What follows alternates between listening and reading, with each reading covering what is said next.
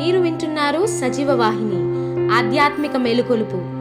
అనుదిన వాహినిలోని ఎన్నో ఆత్మీయ సందేశాల ద్వారా ఆత్మీయంగా మీరు బలపడుతున్నారని ఆశిస్తున్నాం. మరిన్ని వివరాల కొరకు మా వెబ్సైట్ sajivavahini.com సంప్రదించండి లేదా 8898318318 నంబర్కు వాట్సాప్ చేయండి. దేవుడు మిమ్మను ఆశీర్వదించునుగాక.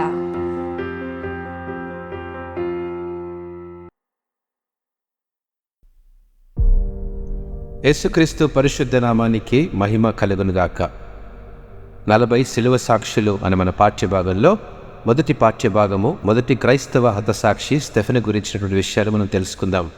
అపోస్తల కార్యములు 7వ అధ్యాయము 55-56 వచనం ప్రకారము, అయితే అతడు పరిశుద్ధాత్మతో నిండుకున్న వాడై ఆకాశం వైపు తేరిచూచి దేవుని మహిమను, యేసు దేవుని కుడిపార్శ్వమందు నిలిచియుండుటను చూచి ఆకాశము తెరవబడుటయు మనుష్య కుమారుడు దేవుని కుడిపార్శ్వమందు నిలిచియుండుటయు చూచుచున్నారని చెప్పాను.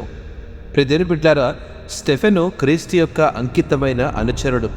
విశ్వాసం మరియు పరిశుద్ధాత్మతో నిండి ఉండి ప్రారంభ క్రైస్తవ సమాజానికి సేవ చేయడానికి 7గురిలో ఒకడిగా నియమింపబడి దేవుని వాక్యం బోధించటం మాత్రమే కాదు కానీ ఆహారం పంచిపెట్టుట వంటి పరిచర్య బాధ్యతలను బట్టి ప్రశంసించబడ్డాడు. అయితే తన సొంత వారి నుండి వ్యతిరేకత, హింసను ఎదుర్కొన్నప్పటికీ క్రీస్తు పట్ల అతని అంకితభావం, శక్తివంతమైన బోధన చాలామందిని ఆకర్షించాయి.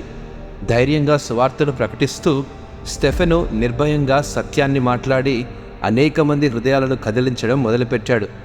దైవ దూషణ వంటి నేరారోపణలతో స్టెఫెను మహాసభ ముందు నిలబెట్టినప్పుడు ఒక దేవదూత ముఖాన్ని పోలిన ప్రకాశవంతమైన కాంతి అతని ముఖాన్ని అలంకరించింది.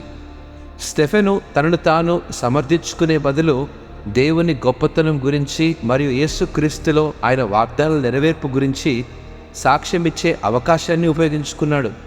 ఉద్వేగభరితమైన విశ్వాసంతో ఇశ్రాయేలు చరిత్రను వివరించాడు. అంతేకాదు, ఎవరైతే మెస్సియను తిరస్కరించారో వారిని మందలింపుతో కూడా బహిర్గతం చేశాడు.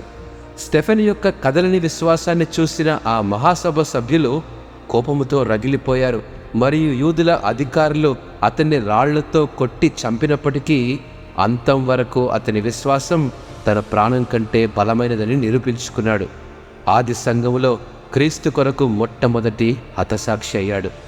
తన చివరి క్షణాల్లో స్టెఫెను తనను హింసించే వారి కోసం ప్రార్థించాడు. అపోస్తల కార్యములు 7:60 ప్రకారము, ప్రభువా, వారి మీద ఈ పాపము మోపక్కుము అనేటువంటి కల్వరిలోని క్రీస్తు ప్రేమ ఆ మాటలను కూడా ప్రతిధ్వనించాడు. స్టెఫెను జీవన్మరణాల ద్వారా ధైర్యం, దృఢ విశ్వాసం మరియు క్షమాపణ వంటి అద్భుతమైన లక్షణాలను మనము గుర్తు చేస్తుందండి. అతని జీవితం ప్రమాదంలో ఉందని తెలిసినప్పటికీ క్రీస్తు పట్ల అతని అచంచలమైన అంకిత భావం ఎన్నడూ కూడా తగ్గలేదు. ప్రియమైన స్నేహితులారా, మనం కూడా అటువంటి దృఢ విశ్వాసపు అడుగుల్లో ధైర్యంగా స్వార్థను ప్రకటించగలిగితే మనల్ని మోసుకెళ్ళడానికి దేవుని అచంచలమైన శక్తి మనల్ని నడిపిస్తుంది. మరియు స్టెఫెను తనను హింసించిన వారిని క్షమించినట్లే మన ప్రభువును రక్షకుడైన యేసుక్రీస్తు మనకు నేర్పిన మాదిరిని అనుసరించి మనం కూడా అట్టి క్షమాపణకు ఉదాహరణగా జీవించగలుగుతాము. దేవుడు మిమ్మను ఆశీర్వదించునుగాక. ఆమేన్.